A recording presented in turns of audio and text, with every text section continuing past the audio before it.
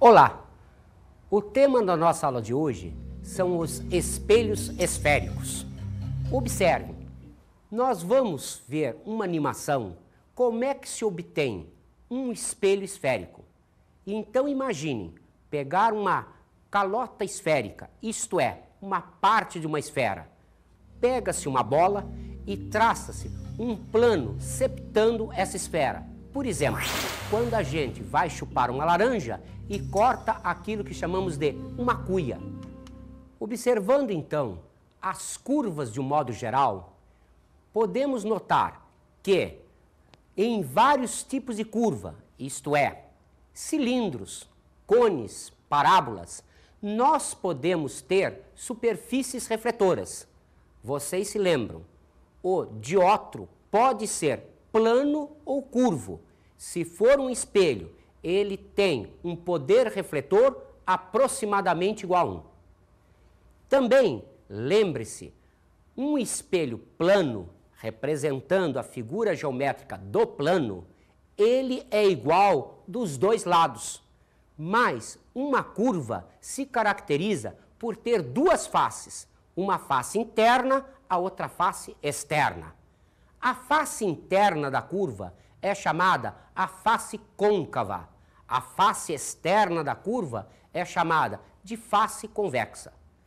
Como nós dissemos no início da aula, nós vamos estudar os espelhos esféricos, isto é, de todos os espelhos curvos, vamos nos interessar apenas aqueles espelhos, isto é, aqueles dióptros curvos, bons refletores, calcados sobre a superfície de uma esfera. Observe então, na nossa animação, a situação das faces côncava e convexa. Vamos começar então apresentando os elementos dos espelhos esféricos. Primeiro elemento, o centro de curvatura. O centro de curvatura do espelho esférico representa o centro da calota, isto é, da esfera que deu origem a esse espelho. Segundo elemento, o raio de curvatura. O raio de curvatura é o raio da calota, isto é, da esfera que deu origem a esse espelho. Terceiro elemento, a abertura do espelho. A abertura é representada pelo ângulo entre os raios limítrofes da porção física que representa esse espelho. Observe que nesta situação nós vamos fazer uma particularização. Para nós, serão considerados os espelhos físicos até uma abertura de 10 graus. Lembrem-se, em termos de matemática, quando nós temos um ângulo pequeno, isto é, um ângulo considerado até 5 graus e 30 minutos, nós temos uma aproximação entre o seno e a tangente.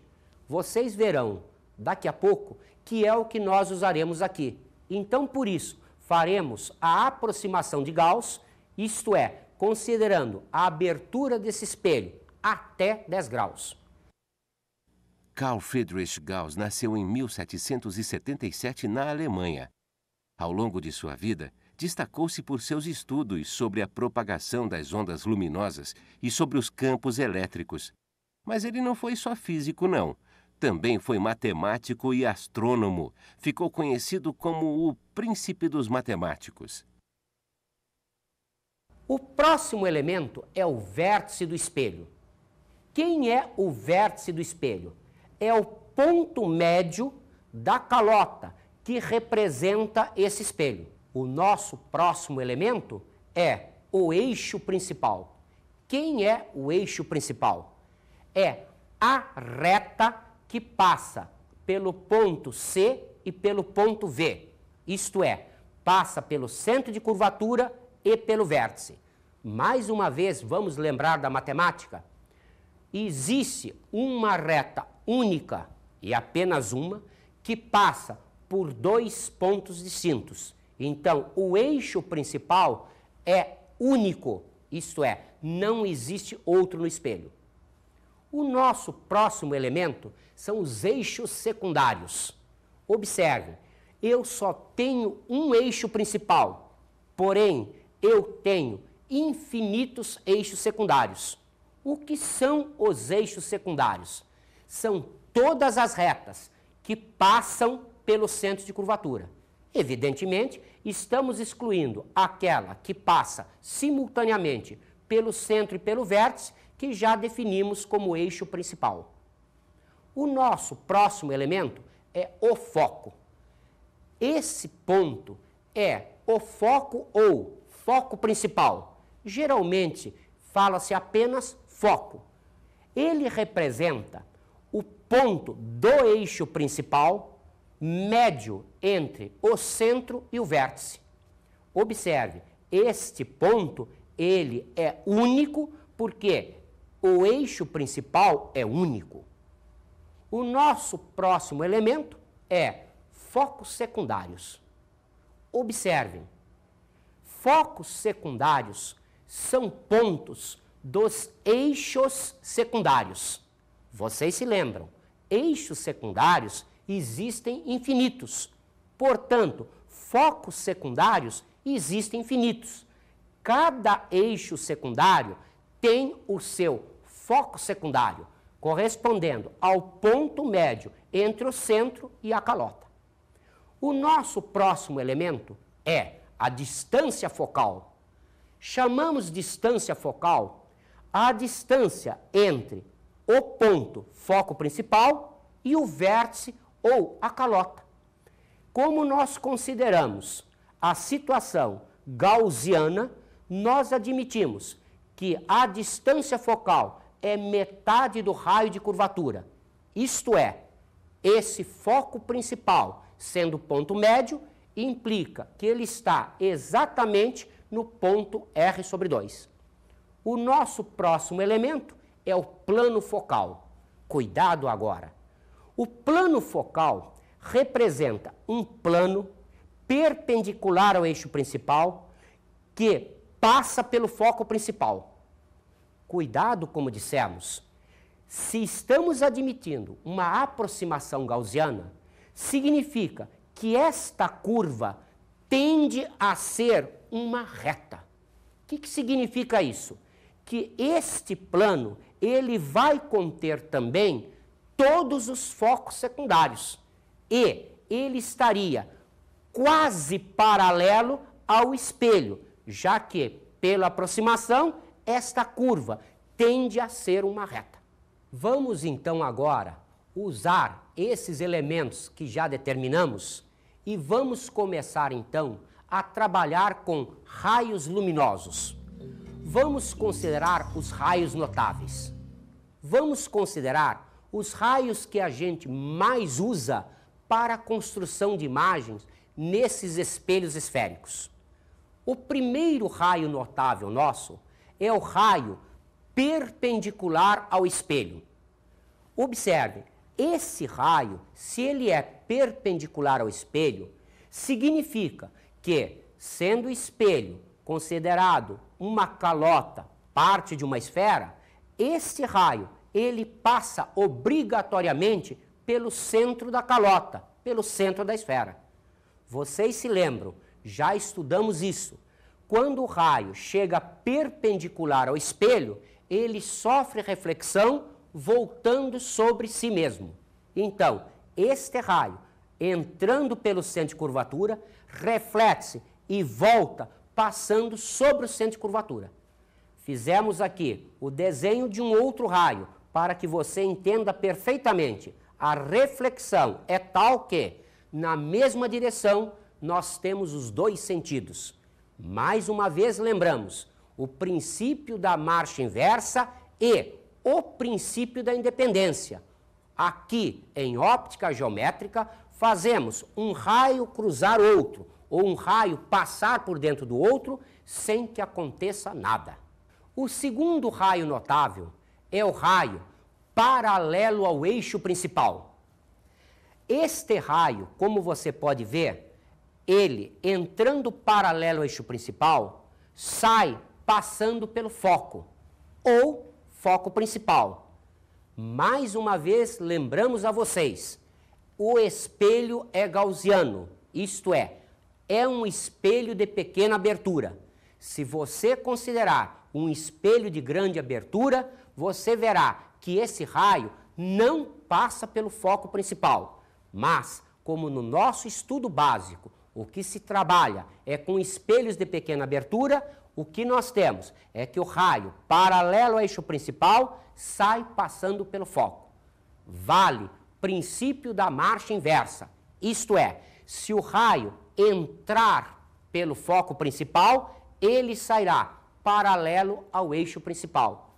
Mais uma vez, fizemos 2 raios, mostrando para vocês, sempre na situação gaussiana, que o raio que entra paralelo ao eixo principal sai passando pelo foco. O terceiro raio notável nosso é o raio oblíquo à calota. Observem, esse raio nós o guardamos para as emergências. Nós vamos ver na construção de imagens quando nós devemos usá-lo. De um modo geral, nós usamos os 2 primeiros, mas esse é importantíssimo. Observe, se a gente se lembrar do anterior, nós nos lembraremos que se o raio é paralelo ao eixo principal, ele sai pelo foco principal. Aqui nós temos algo semelhante. Este raio, ele é paralelo a um eixo secundário. Lembra-se, existem infinitos eixos secundários. Então, qualquer raio oblíquo que eu trace, eu terei sempre um eixo secundário paralelo a ele. Então, no desenho, temos aqui o raio oblíquo, temos aqui o eixo secundário paralelo a ele. Observe, aqui nós temos o plano focal, aqui nós temos um eixo secundário.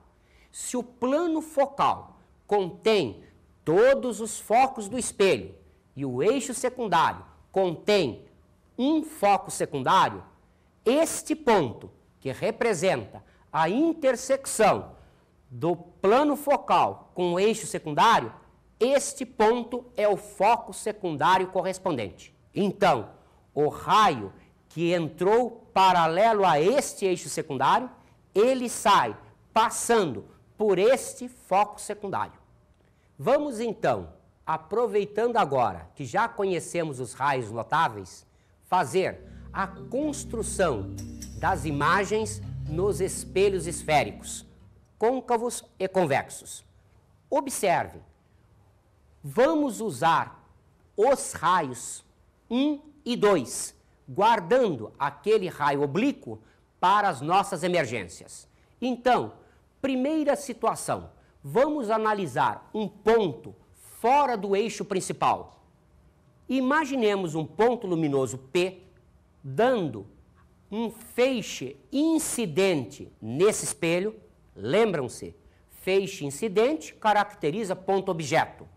Como esse feixe é divergente, esse ponto-objeto é real. Observe, este é o raio que passa pelo centro de curvatura.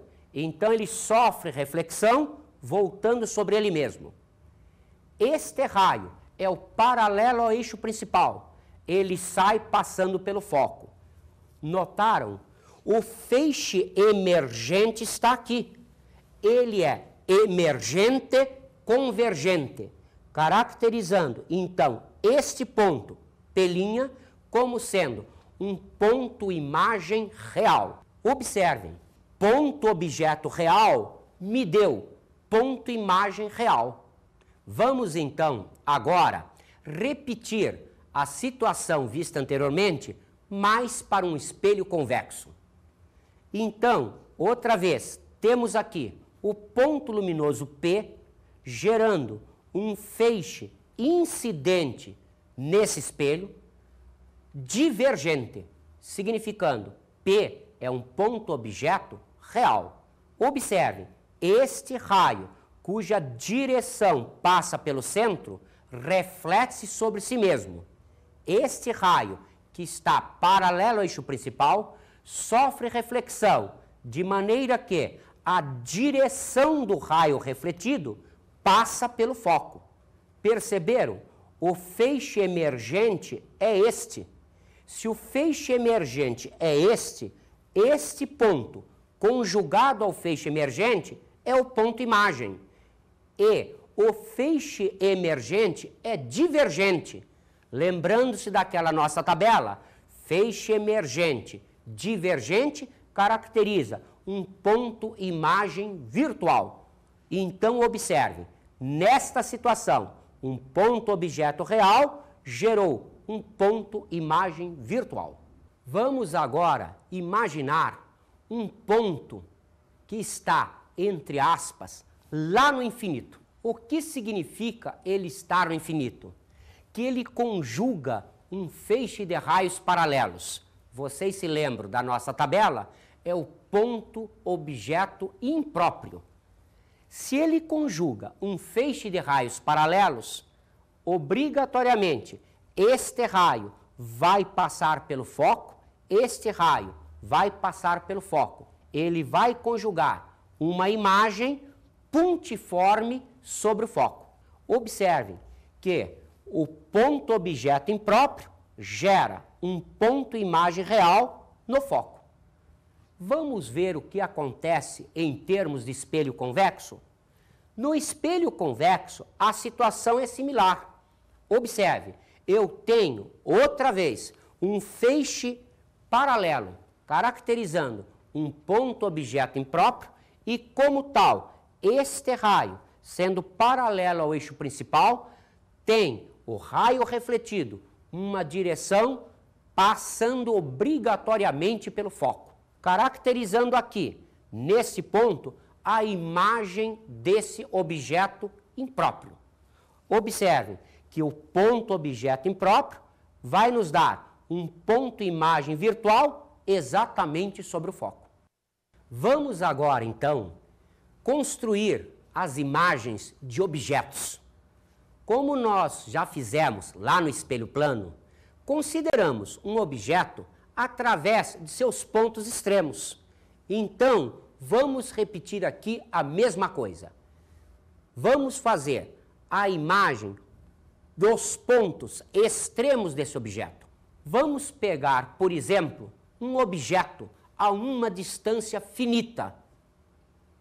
Aqui está o objeto, caracterizado por uma seta luminosa, com os pontos extremos A e B. Como já foi visto nesta aula, o ponto luminoso A vai nos dar, obrigatoriamente, um ponto imagem fora do eixo principal. O ponto B, como ele contém um raio que passa pelo centro, tem que voltar sobre ele, vai nos dar uma imagem, B', obrigatoriamente sobre o eixo principal. Observe como o nosso desenho, classicamente, ele é uma seta perpendicular ao eixo principal, o que teremos? Uma imagem também perpendicular ao eixo principal. Então, conhecido o ponto A, conhecido o ponto A', traçando-se perpendiculares, nós teremos as representações do objeto e da imagem. O objeto, nesta posição, gerou uma imagem nesta posição. Isto é, AB é um objeto real, gerando uma imagem também real. Vocês notaram no desenho que a imagem está invertida. Perceberam? Por que ela está invertida? Porque agora trocaram-se dois eixos da formação da imagem. Não foi, como no caso do espelho plano, a troca de apenas um eixo. Aqui, trocam-se os dois eixos. É uma imagem invertida. Observe mais. Se o objeto é real, a imagem é real. Se eu tiver mesma natureza para o objeto e para a imagem, eu terei sempre uma imagem invertida em relação ao objeto. No espelho plano, vocês se lembram, o que a gente tinha era um objeto real gerando uma imagem virtual. Um objeto virtual gerando uma imagem real. Com isso, não tinha imagem invertida. Vamos então fazer a mesma situação do objeto agora para um espelho convexo. O objeto está a uma distância finita. Então, observe, o objeto é representado pela seta luminosa AB. O ponto A conjuga um feixe incidente divergente. Lembrem-se, feixe incidente divergente caracteriza o ponto A como ponto objeto real. Após reflexão, teremos esse raio e o raio que volta sobre si mesmo. Então, a linha é ponto-imagem referente ao objeto A. Observe, então, que, mais uma vez, o ponto B' está sobre o eixo principal, porque o ponto B está sobre o eixo principal. A imagem formada será a linha B'. Perceberam que essa imagem, primeiro, ela é virtual porque o feixe emergente é divergente. Segundo, observaram que ela é direita em relação ao objeto? Então, como nós mostramos no exercício anterior, agora o objeto real me dá uma imagem virtual. Como a natureza aqui é real, a natureza aqui é virtual, caracteriza essa imagem será obrigatoriamente uma imagem direita, não pode ser uma imagem invertida. Consideremos agora a situação de um objeto real sobre o centro de curvatura. Então, olhem para o desenho. O raio paralelo ao eixo principal está aqui. Observe que o ponto B', caracterizando a imagem de B, coincide com o ponto C e com o ponto B. Portanto, esta imagem, a linha B', tem exatamente o mesmo tamanho do objeto AB. Mais uma vez, observe, a imagem é invertida. O que significa isso? Que se AB é um objeto real, como a imagem invertida, a linha B' é caracterizada também como imagem real. Vamos então agora aproximar mais o objeto do espelho. Vamos colocar esse objeto entre o centro de curvatura e o foco. Observe o desenho. O objeto agora está aqui. Pontos A e B, limítrofes do objeto. Outra vez, do ponto A sai um raio que, passando pelo centro de curvatura, volta sobre ele mesmo. Cuidado, você diria, mas ele não bate no espelho. Fisicamente, o tamanho do espelho é esse, mas ele, como lá vimos no espelho plano, representa todo o plano infinito, aqui o espelho é representado por toda a calota esférica. Então, podemos desenhar esse raio que não vai atrapalhar em nada. Então, traçamos o raio que passa pelo centro de curvatura, reflete sobre ele mesmo. Traçamos o raio paralelo ao eixo principal, que sai passando pelo foco. Observe, o feixe emergente está aqui.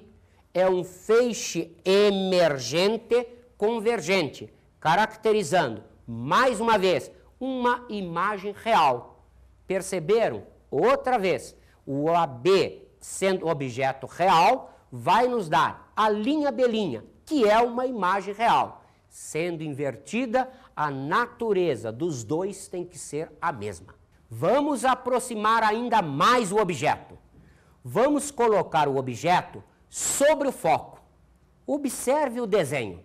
Se o objeto está exatamente sobre o foco, o que acontece? O raio tradicional que passa pelo centro e esse, que é o paralelo ao eixo principal, sofrendo reflexão pelo foco, constituem um feixe emergente paralelo. Lembrou-se da tabela? Se o feixe emergente é paralelo, isso significa que a imagem é imprópria. Isto é, ela estaria formada lá no, entre aspas, infinito. Continuando com a nossa viagem do objeto, vamos aproximá-lo ainda mais do espelho. Vamos colocá-lo entre o foco e o vértice, isto é, entre o foco e o próprio espelho. Observe o desenho agora. Aqui está o objeto AB. Outra vez, os dois raios notáveis que trabalhamos sempre. Primeiro, o raio cuja direção passa pelo centro de curvatura, reflete sobre si mesmo. O raio, paralelo ao eixo principal, sai passando pelo foco. O feixe emergente está aqui. Ele caracteriza o quê? O ponto imagem. Como ele é um emergente divergente, observaram? Esta imagem, ela é uma imagem virtual. Então, nesta situação, o objeto real AB nos deu a linha B', uma imagem virtual. Mais uma vez, lembramos a vocês, sendo as naturezas distintas, nós temos a situação clássica, que a imagem será obrigatoriamente direita. Talvez as garotas se lembrem dessa situação perfeitamente. Isso é que é usado como espelho de maquiagem. Quando uma garota coloca o seu focinho perto do espelho, a gente observa lá no fundo do espelho a imagem direita e aumentada, para poder fazer facilmente a sua maquiagem. Vamos colocar o objeto mais para frente um pouquinho, isto é, colocá-lo, entre aspas, atrás do espelho, caracterizando um objeto virtual. Observemos a imagem. Agora, este feixe é o feixe incidente. Se este feixe é o feixe incidente, ele caracteriza isto como um objeto virtual. Observe, ele é incidente convergente. O raio que passa pelo centro de curvatura reflete sobre si mesmo. O raio que entra passando pelo foco sai paralelo ao eixo principal. Então, este ponto A' será a imagem do ponto A. Perceberam que agora o feixe emergente é convergente? Se o feixe emergente é convergente, caracteriza a imagem A' B' como real. Outra vez, mostramos para vocês, naturezas distintas implica obrigatoriamente imagem direita em relação ao objeto. Vamos então agora determinar as equações dos espelhos, isto é, as equações matemáticas que nos permitirão resolver os nossos exercícios. Vamos pegar uma situação geral, alguma daquelas que vimos nos desenhos clássicos anteriores. Observem, O é o tamanho linear do objeto AB. I é o tamanho linear da imagem A'B'. P é a distância do objeto até o espelho. P' é a distância da imagem até o espelho. X é a distância do objeto até o foco. X', distância da imagem ao foco. E F minúsculo, a distância focal. Observando a semelhança de triângulos ABV, A'B', constatamos que imagem está para objeto, como P' está para P. Observem, nós aqui não vemos necessidade de colocação de sinal. Isto são módulos, são distâncias. Então, a imagem está para objeto, como P' está para P. Observem, por exemplo, que se a gente pegar os triângulos semelhantes AGVF, A'B', observada que é a condição gaussiana, nós podemos escrever imagem está para objeto, como P' menos F está para F. Lembrando que imagem sobre objeto é P' sobre P, podemos escrever a expressão nessa forma. Ou, multiplicando os termos, tirando do denominador, fica P'F igual P' menos PF. Ou, dividindo-se todo mundo por P'F, não sendo um termo nulo, não atrapalha o valor da expressão, fica 1 sobre P igual a 1 sobre F menos 1 sobre P'. Ou, passando o termo P' para o outro lado, fica 1 sobre F igual a 1 sobre P mais 1 sobre P', chamada a equação de Gauss. Esta equação apresenta uma convenção de sinais. Observe, o sinal positivo para os reais, o sinal negativo para os virtuais. O que significa isso? Se o objeto é real, admitimos P positivo. Se o objeto é virtual, admitimos P negativo. Se a imagem é real, P' será considerado positivo. Se a imagem é virtual, P' será considerado negativo. Observe que a distância focal também leva sinal. Para os espelhos côncavos, como o foco está na frente do espelho, considera-se a distância focal positiva. Para os espelhos convexos, como a distância focal seria uma distância atrás do espelho, nós a consideramos negativa.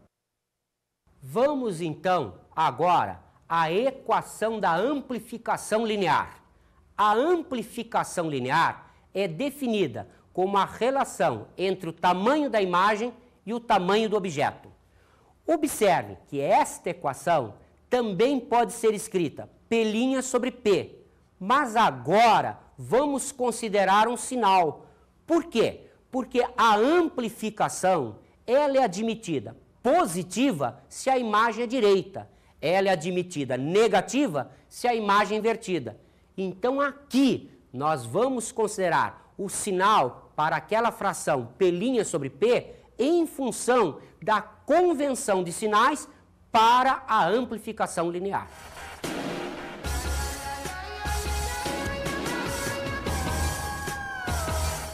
Uma boa dica para você é observar o espelho convexo. Percebeu que para o espelho convexo o objeto real só dá um tipo de imagem? Me dá a imagem virtual direita e menor. Evidentemente, você já deve ter visto isso na prática. Em alguns cruzamentos são colocados espelhos desse tipo para evitar maiores batidas. Também algumas lojas usam esse espelho para evitar os amigos do alheio. Com isso, nós encerramos a nossa aula de hoje.